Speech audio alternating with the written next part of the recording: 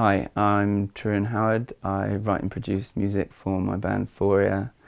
I'm here at Echo Zoo Studios in Eastbourne, and I'm going to show you how I made some of the tracks from our album.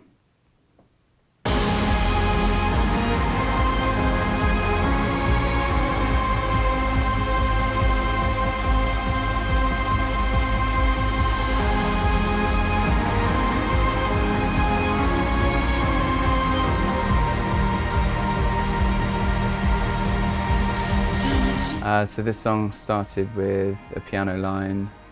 I recorded that up an octave and then shifted it back down to give it this this kind of haunting, weird digital sound,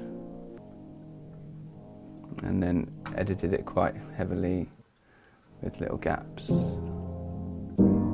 So being a real-time pitch shifter, shifting it a whole octave gives it that kind of strange sound. Then to kind of fill out those chords and get this theme going, I multi-tracked some vocals on top. And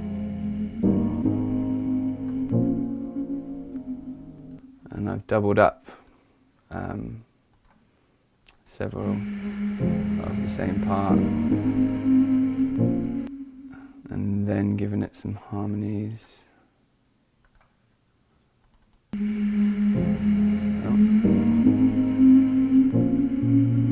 There we go.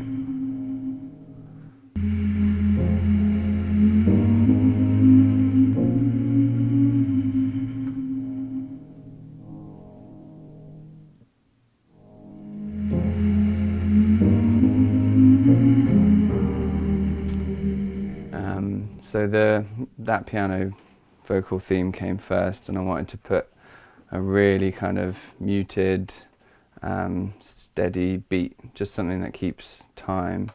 So I layered up a lot of tiny little claps. So from the top we've got that guy. And then that's the same clap, just panned. So I just delayed slightly to give it that sort of spread, mushy sound. Got a slightly weightier clap. Then another one right over to the right. Something over on the left. So all these layered up, I've placed them kind of by hand. Not many of them are locked to the grid, so you get on each clap, you know, a different sound when they're added together.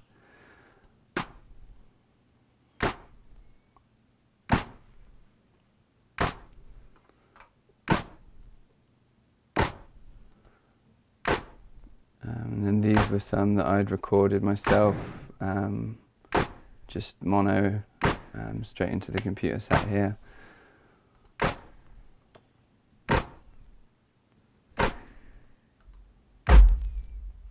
Okay, and there's the kick. So all these claps on their own, or separately rather, sounded a bit clumsy, so I stuck them in a group track and ran them first through this guy, then a bit of vibrato, subtle slow vibrato, lexicon room, an EQ, and then this filter, just to add a bit of presence really. In terms of kick, I've got a very soft kick sample here. It's got a kind of tapey tail to it, stops it sounding quite so artificial.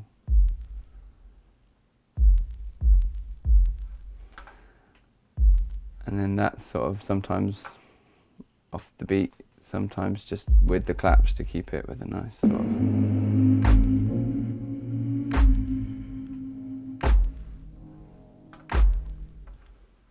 weighted thud. And then from time to time there's a little bit of texture running through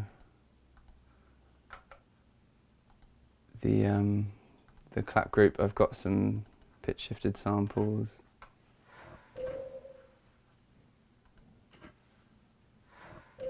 Just so you don't get bored of the beat.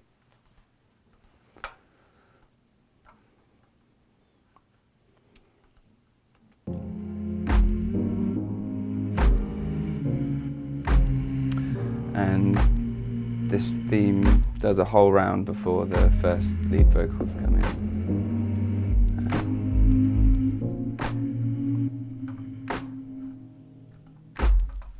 So for these vocals I wanted like a big sort of upfront intimate sound, but in the kind of spacey world that the rest of the tune was in. So I've used, here it is, I've used the Jack Joseph pre-vocals plugin. I always find that's a really sort of effective way of getting something up and close and full on. Yeah, so after some corrective EQ, that goes to a group channel with a fair old dollop of ginormous hall reverb, and you get this. You put it on a hope, and now I know there is one. You put it on a hope, and now I know there is one.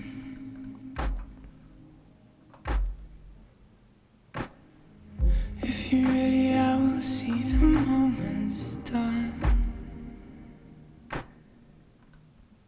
Is it of you know I'm not buying or feeling what you said? No.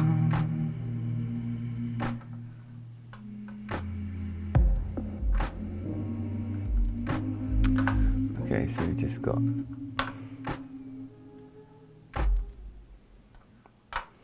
so this verse continues in much the same way. You run down the hall and I stay slow enough until this piano line.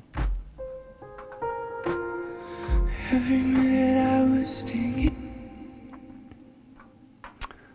And that's my piano at home in my bedroom. A couple of mics straight into my interface.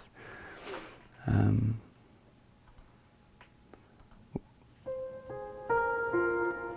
then it's been processed quite heavily. Tiny bit of H delay. An isotope exciter. Bit of compression. Lots of lexicon hall. Another compressor that's feeding in a kick for a sidechain effect, and then some EQ for the mix.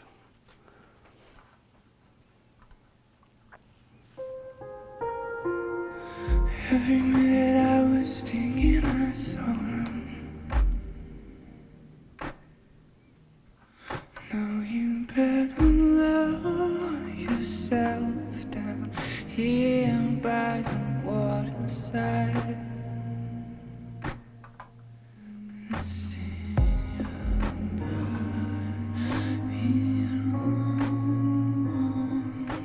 And we've got the pitched piano just sitting on a loop and a reversed piano hit. So here the song really opens up and we get some strings and the beginnings of a beat. These strings are just multi-tracked violin, a good friend of mine came in and played for a couple of hours. We didn't really even know what the song was going to be at the time. We just laid down some ideas and then found out they really worked afterwards. The string part is here.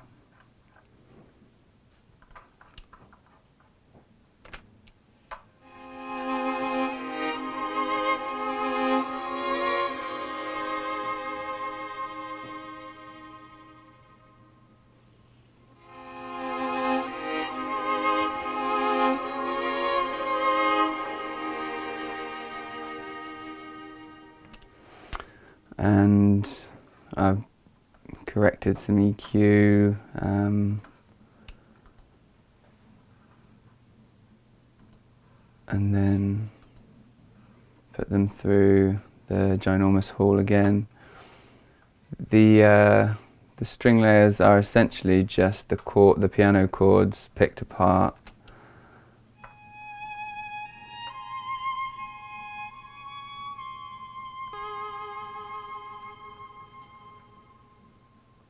So we've got these chords on the piano.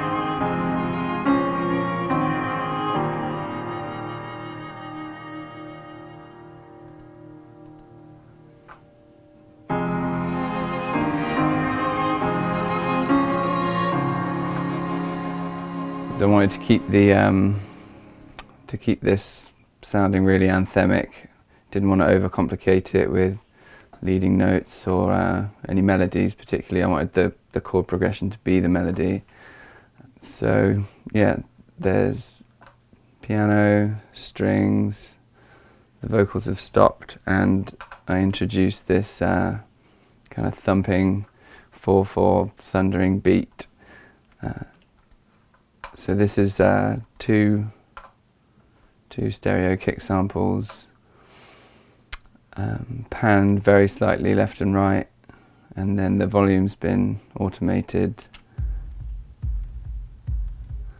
slightly differently for each, so that the kind of strength of the backbeat builds up and takes over the first beat of the bar.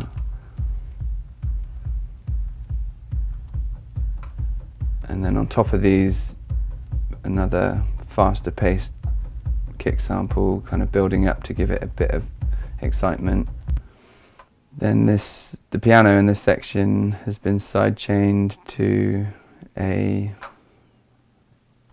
quite a different rhythm than the beat. Gives it a bit of sort of life and motion and sucks it away in places, and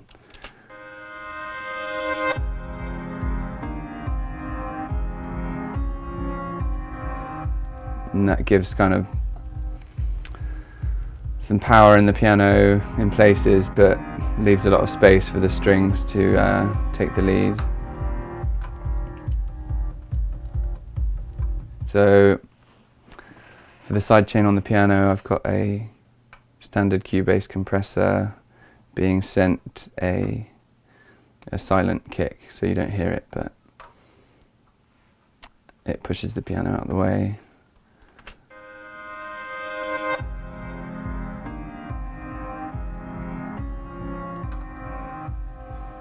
And that continues until we reach the second round of the theme, when the sidechain stops, but I bring down the level of the piano because we've got other elements joining in. And once we've had one round of the theme, this is the last bar, there's a swell from some fade-ins on new elements. Initially you hear these two vocal samples. They're just some like sort of haunting waily sounds that I sang in, and then picked some nice sort of stable bits of the take, panned them left and right, and then found a nice pattern to repeat them.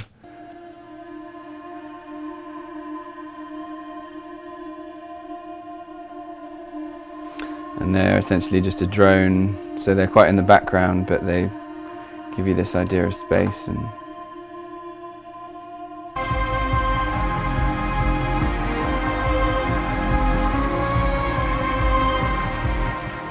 So I've processed these vocals with a JJP vocal plugin and a Lex Hall reverb. So yeah, these sort of swelling sounds introduce you to a repetition of the theme, but a lot louder and more intense and with more elements going on. So we have these synths come in, got a sub boom bass and a Pro 53.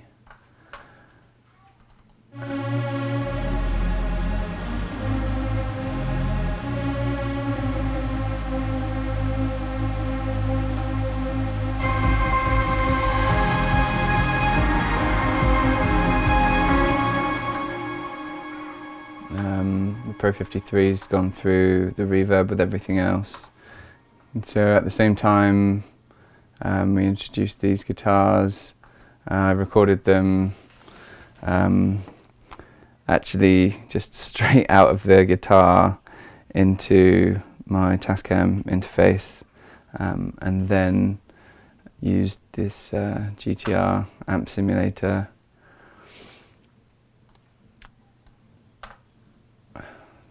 running on the Inferno setting, and some reverb from the GTR stomp box thing. And then it's got a slow stereo delay, ping pong delay, kind of filling it out in both sides. I have a an octave higher running at the same time, which kind of brings out the shred above the strings.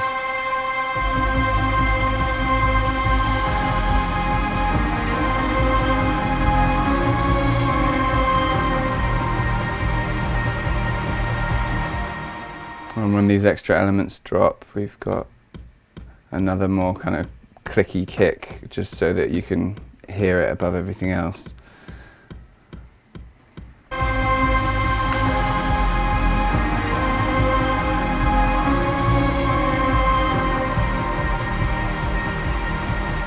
Yeah, and we get to the end of this first section and there's a few kind of hints of something happening with some misplaced kicks.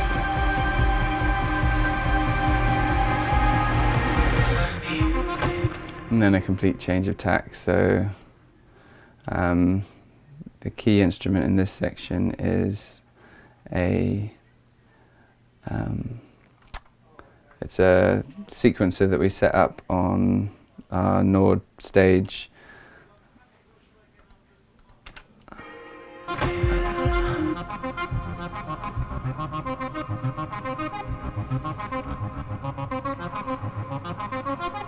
And some new chords.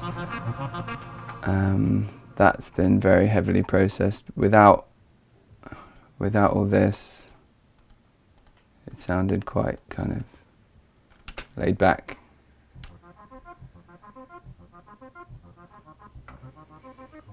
And then added some equalizer to bring out the top, some compression just to push it harder. Used the X crackle to reduce this clicky sound we were getting when we pushed the highs. Then a decapitator to add some, bite. Stuck it in a nice big hall. Another compressor after that to sidechain it from the new kick pattern. And then an S1 imager to push it out to the sides and leave space for the vocals and everything and the beat in the middle. And we've dropped this new beat with a much heavier kick.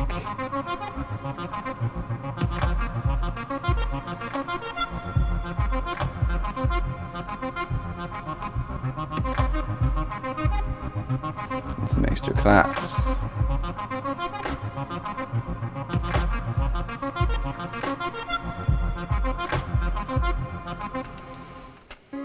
We went for some very soft, like a much softer part, just to keep the chords going, and they stay out of the way for the most part, and then build at the end of this middle section.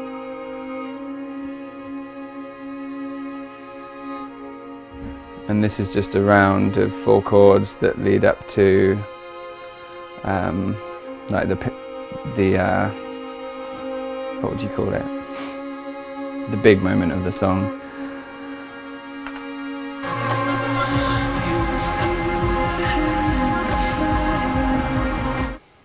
Yeah, so we have a guitar coming back, I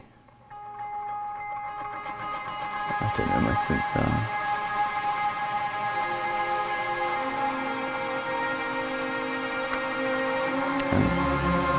The synth joining in.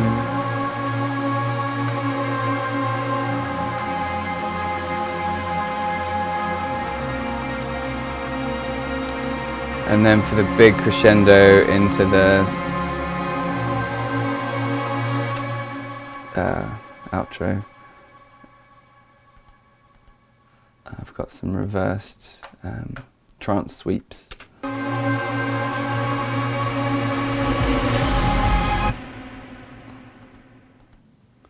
So we've got that guy running through a big reverb. It's got some cymbal crashes that we recorded. Just before the big explosion, the beat moves away from the half time and back into the pulsing. So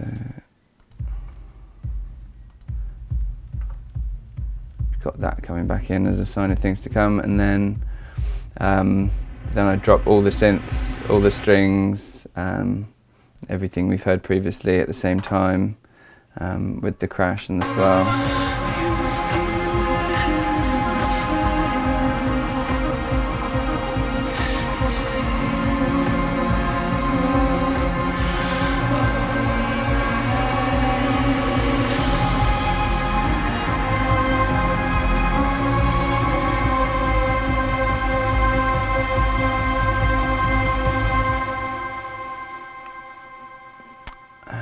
I can't think of anything else to say about it until we get to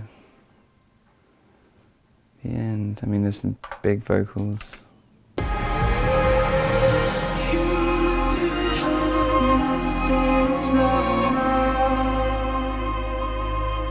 So in this big section we've got same vocal chain as before, but with some slight EQ changes, and they've been pushed out on top of everything, which is quite hard to do with the mix, but I think we just about got there in the end.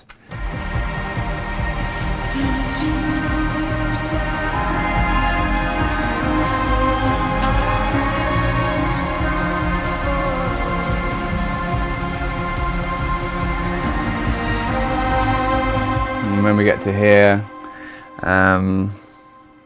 the energy in the vocals kind of continues, but all the electronic elements fade out except the sub bass, to kind of keep the scale.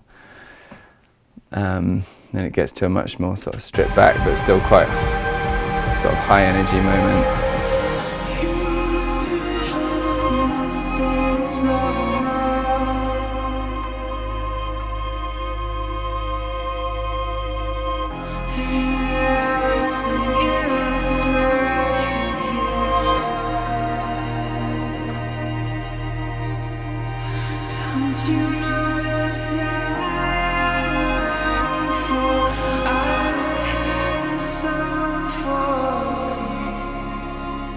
And then as this all kind of dies away, the vocals end up just stuck on a nice high falsetto note, and the string part is stripped back to just 2 harmonies.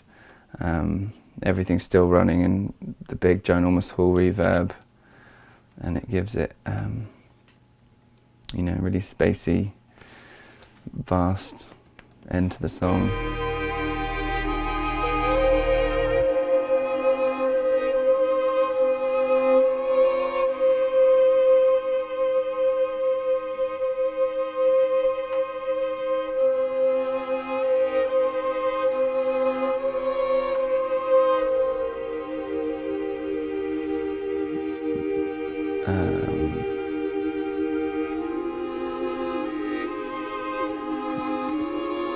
couple of extra harmonies at the end just to trace through that theme for the last time.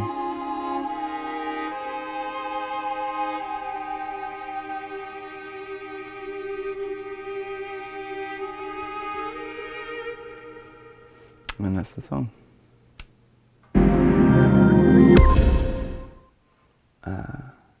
That's all we've got time for in part 1. Come back for part 2.